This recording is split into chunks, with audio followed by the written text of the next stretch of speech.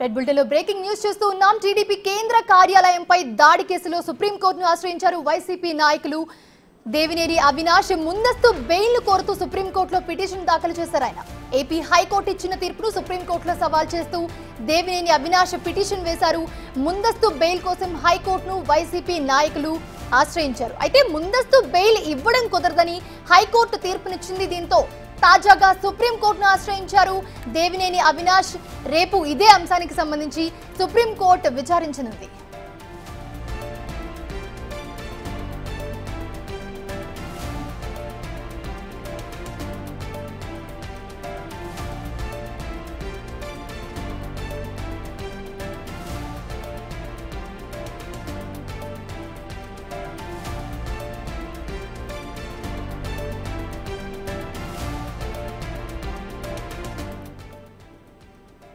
TDP కేంద్ర కార్యాలయంపై దాడి కేసులో సుప్రీంకోర్టును ఆశ్రయించారు వైసీపీ నాయకులు.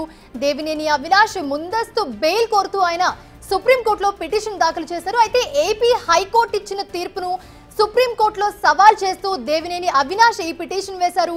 ముందస్తు బెయిల్ కోసం హైకోర్టును వైసీపీ నాయకులు ఆశ్రయించారు. అయితే ముందస్తు బెయిల్ ఇవ్వడం కుదరదని హైకోర్టు తీర్పునిచ్చింది. దీంతో తాజాగా సుప్రీంకోర్టును ఆశ్రయించారు దేవినేని అవినాష్. రేపు ఇదే అంశానికి సంబంధించి సుప్రీంకోర్టు విచారించనుంది.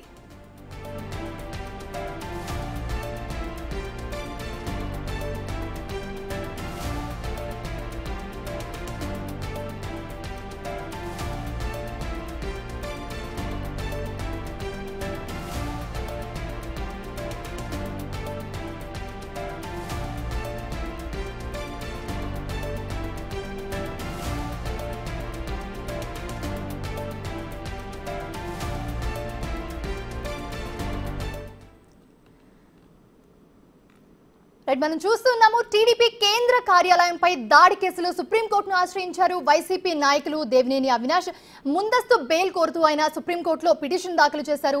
ఇదే అంశానికి సంబంధించి మరిన్ని అప్డేట్స్ అందించడానికి ఢిల్లీ నుంచి మా ప్రతినిధి శివ లైవ్ లో జాయిన్ అవుతున్నారు. శివ, మనం ఆల్రెడీ చూసాము, ఆయన హైకోర్టును ఆశ్రయించారు. హైకోర్టు దీన్ని రిజెక్ట్ చేసింది. ఆయన మళ్ళీ సుప్రీంకోర్టుకి వెళ్లారు. రేపు దీనికి సంబంధించి సుప్రీంకోర్టులో జరగబోతుంది. మనకి ఎలాంటి తీర్పు వచ్చే అవకాశం కనిపిస్తుంది? మీ దగ్గర ఉన్న అప్డేట్స్ ఏంటి?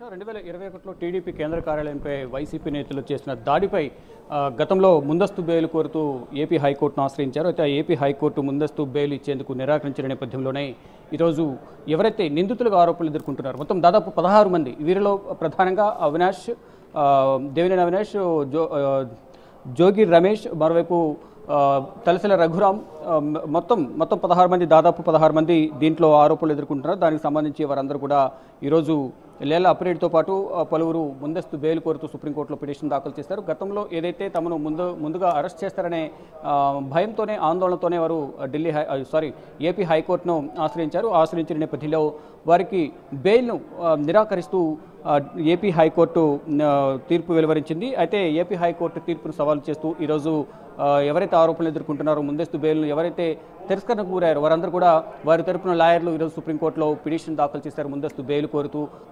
దీనిపై రేపు విచారణకు వచ్చే అవకాశం కనిపిస్తోంది. 2021లో టీడీపీ నేత పట్టాభి, టీడీపీ స్పోక్స్ పర్సన్, అధికార ప్రతినిధి ఎవరైతే ఉన్నారో పట్టాభి, అప్పటి ముఖ్యమంత్రి వైఎస్ జగన్మోహన్ రెడ్డిపై అనుచిత వ్యాఖ్యలు చేశారనే ఆరోపణ నేపథ్యంలోనే ఇటు టీడీపీ కేంద్ర కార్యాలయం పైన, మరోవైపు పట్టాభి ఇంటిపై కూడా దాడి చేశారు. ఆయన ఇంట్లో ఉన్న ఫర్నిచర్ కానీ కొన్ని వస్తువులు కూడా బయటపడేసిన పరిస్థితి కనిపించింది. తర్వాత ఇటు టీడీపీ కేంద్ర కార్యాలయం కూడా దాడి చేశారు. మొత్తంగా చూసుకుంటే వారు ఆగ్రహం వ్యక్తం చేస్తూ దాడికి పాల్పడ్డారు. అంటే వందల సంఖ్యలో ఆ సందర్భంలో వైసీపీ అధికారంలో ఉండటం, తమ ముఖ్యమంత్రిని అనుచితంగా వ్యాఖ్యానించారు, అనవసరమైన వ్యాఖ్యలు చేశారంటూ ఆగ్రహం వ్యక్తం చేస్తూ వారందరూ కూడా టీడీపీ కేంద్ర కార్యాలయం పైన, పట్టాభి నివాసం పైన కూడా దాడి చేశారు. గతంలో కేసు నమోదు చేసినప్పటికీ అప్పటి ప్రభుత్వం, పోలీసులు కూడా వారికి అనుసరణలో పనిచేయడం వల్లే ఈ కేసును నీరుగార్చే ప్రయత్నం చేశారు. ఎటువంటి విచారణ జరపలేదనేది టీడీపీ ఆరోపించింది. కానీ ఇప్పుడు టీడీపీ అధికారంలో ఉన్న నేపథ్యంలో గతంలో ఎవరైతే పట్టాభి పైన దాడి చేయడం కానీ, ఇటు టీడీపీ ఆఫీస్పై ఎవరైతే దాడి చేశారో వారందరిపై కూడా చర్యలు తీసుకునేందుకు ప్రస్తుత అధికార పార్టీ చర్యలకు ఉపక్రమించింది. దానిలో భాగంగానే దీనిలో ఆరోపణలు ఎదుర్కొంటున్న ప్రతి ఒక్కరు కూడా, అంటే అవినాష్ రెడ్డికి సంబంధించిన, దేవినేని అవినాష్కి సంబంధించిన అనుచరులే ఎక్కువ మొత్తంలో ఈ టీడీపీ కేంద్ర కార్యాలయంపై దాడి చేసినట్టు తెలుస్తుంది. దానికి సంబంధించి అవినాష్ అలాగే జోగి రమేష్ కానీ నందిగం సురేష్ వీరందరూ ప్రతి ఒక్కరు కూడా ముందస్తు బెయిల్ పిటిషన్ దాఖలు చేసిన నేపథ్యంలో ఏపీ హైకోర్టు వీరందరికీ సంబంధించిన బెయిల్ పిటిషన్ అయితే తిరస్కరించింది. ఈ నేపథ్యంలోనే సుప్రీంకోర్టును ఆశ్రయించారు. సుప్రీంకోర్టులో రేపు వీరందరూ దాఖలు చేసిన పిటిషన్పై వీరందరి తరపున వారి లాయర్లు పిటిషన్ దాఖలు చేస్తే రేపు విచారణకు వచ్చే అవకాశం కనిపిస్తుంది. అంటే విచారణకు వచ్చిన నేపథ్యంలో రేపు విచారణ జరిగే అవకాశం ఉండదు. ఎందుకంటే ఇక్కడ విచారణకు స్వీకరిస్తారా లేదా అది రిజిస్టర్ కావాల్సి ఉంటుంది, దానికి ఒక నంబర్ ఇవ్వాల్సి ఉంటుంది. ఒకవేళ స్వీకరిస్తే కనుక ప్రతివాదిగా ఏపీ ప్రభుత్వానికి అలాగే పోలీసులు కూడా నోటీసులు ఇవ్వాల్సి ఉంటుంది. అంటే ప్రతిస్పందన కోరే అవకాశం అయితే ఉంటుంది. ప్రతివాదులు కూడా దీనిపై స్పందించాల్సి ఉంటుంది. కాబట్టి ఒకవేళ వీరి పిటిషన్ విచారణకు స్వీకరిస్తే మాత్రం రేపు వారికి ప్రతివాదులకు నోటీసులు ఇస్తారు, తదుపరి తేదీని ఇస్తారు. ఒకవేళ అక్కడ కూడా ప్రతివాదులకు నోటీసులు ఇచ్చిన తర్వాత వారు కౌంటర్ పిటిషన్ దాఖలు చేసిన తర్వాత విచారణలు జరుగుతుంది. ప్రతివాదులు ఎవరైతే ఆరోపణలు ఎదుర్కొంటున్నారో వారి తరపున న్యాయవాదులు, ఇటు ప్రభుత్వం తరపున న్యాయవాదులు వాదనలు ప్రతివాదులు విన్న తర్వాత అక్కడున్న దాంట్లోని మెరిట్స్ ఆధారంగా దాడి జరిగిందా లేదా అనేది వీరందరూ కారకులా కాదనేది సుప్రీం ధర్మాసనం నిర్ణయించి అంటే ఏపీ హైకోర్టు ఏదైతే తీర్పునిచ్చిందో ముందస్తు బెయిల్ ఇవ్వకుండా నిరాకరిస్తూ తీర్పును వెలువరించిందో అలాగే సుప్రీంకోర్టు కూడా అదే తీర్పునిస్తుందా లేదా కొంత సమయం కేటాయించి వారికి ముందస్తు బెయిల్కు సంబంధించి ఇప్పుడే అరెస్ట్ చేయొద్దు, తదుపరి చర్యలు తీసుకోవద్దు అని ఏమైనా ముందస్తుగా ఆదేశాలను ఇస్తుందా చూడాల్సి ఉంటుంది. ఇప్పటికే ఏపీ హైకోర్టు ముందస్తు బెయిల్ను తిరస్కరించిన నేపథ్యంలో సుప్రీంకోర్టును ఆశ్రయించారు. కాబట్టి రేపు సుప్రీంకోర్టులో ఎటువంటి విచారణ కొనసాగబోతుంది అనేది కూడా దానిపై కూడా సస్పెన్స్ కొనసాగుతుంది.